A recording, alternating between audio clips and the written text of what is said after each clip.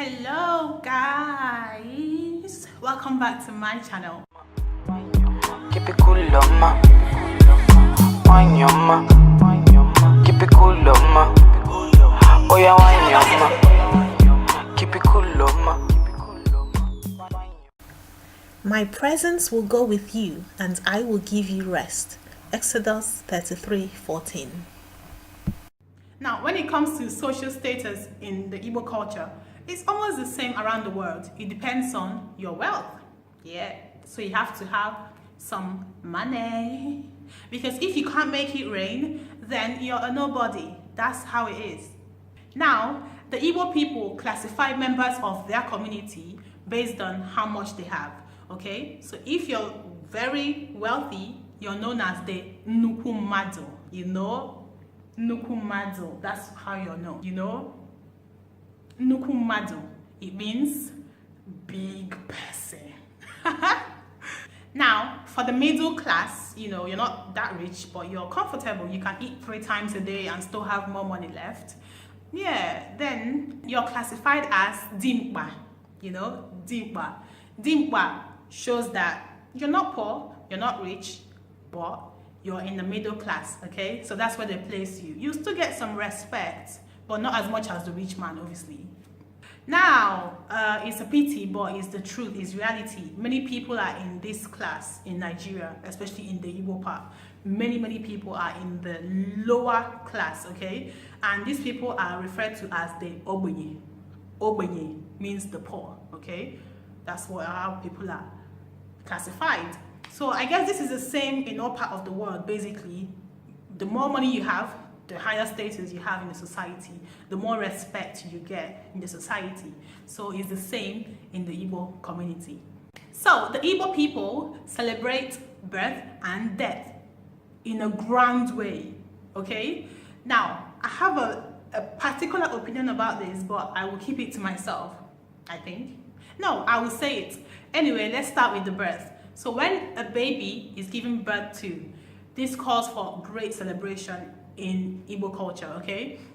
If you have a male child, that's more celebration because people prefer to have a male child because they believe that the name of their family, you know, will continue to grow forever because they have a male child.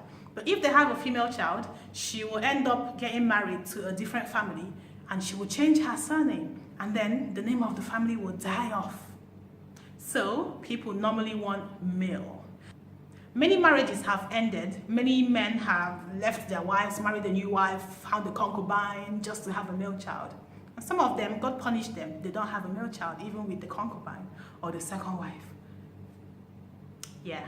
Anyway, back to the topic. So when a child is born, a naming ceremony will be held for this child, where maybe family members, friends, and all will give name to the baby. It depends on the couple if they want that, or you know, it depends on how they want it, but this is normally the culture.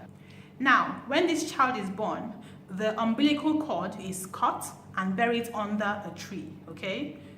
The tree will be of the mother's choosing. She will choose the tree she wants this cord to be buried under. Then they believe that this tree belongs to this baby and the tree will grow accordingly to how successful this child is. Now, let's talk about death. This is the part that I don't really like, but let's talk about it because it's happening in the Igbo culture. All right, so when someone dies, this person is laid to sit or lie down, I believe. It depends on the village itself, but this corpse is laying so that the people can come and have a look and pay their last dues, their last respect to the person that died. Now, if the person that died is a male and they were the head of the family, they are normally buried under the house that they live in. They are buried under the house, that's the family house, that's where they are buried. Now, the Igbo people see death as a time to celebrate the life the person lived, or a time to commemorate, not really a time of sadness and a time to, you know, focus and be with the family of the deceased, help them, give them food that will I don't know, serve them for the rest of the week or something, because obviously at that point they are in sorrow, so they need comfort and help. But no, in Igbo culture, they see it as a time to celebrate. You have to kill cow depending on the title of the person that died. What? Anyway, ooh, that was close. You have to kill a cow depending on the title of the person that died, how important they are to the society. If you don't have such money to do this, well, that's your business. You have to do it. Also, you have to have a lot of money. Most times, the family members of the person can come together to donate money to bury this person. So it's not just a burial, but there's a ceremony, dancing, eating, drinking, playing music. All these things take money, just like a wedding.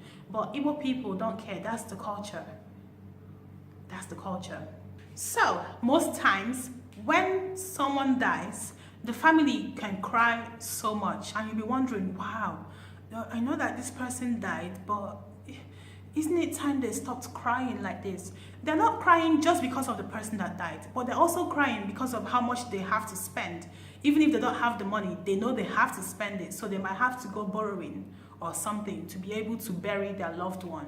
And I think it's not fair. That's what I believe, but who am I? Can I make a difference? I don't know, but that's how it is in Igbo. So yes, I think that would be the end of this series. Let me know if I missed anything. Let me know if I have to add something else in the next series I will make. But yeah, I hope you enjoyed it all. If you did not get all the series, please click here and it will take you back to the one you missed, the previous one before this, okay? This is a long video, so I had to break it into different parts, different series, so that you won't get tired of watching. All right, take care of yourself, like, subscribe, share, and let people know how I'm trying to improve and expose the value of Igbo language and Igbo people, for especially those who are in diaspora who don't know much about their heritage or Igbo language and culture. All right, see you next time. Loving when you have, when it ready, them two when it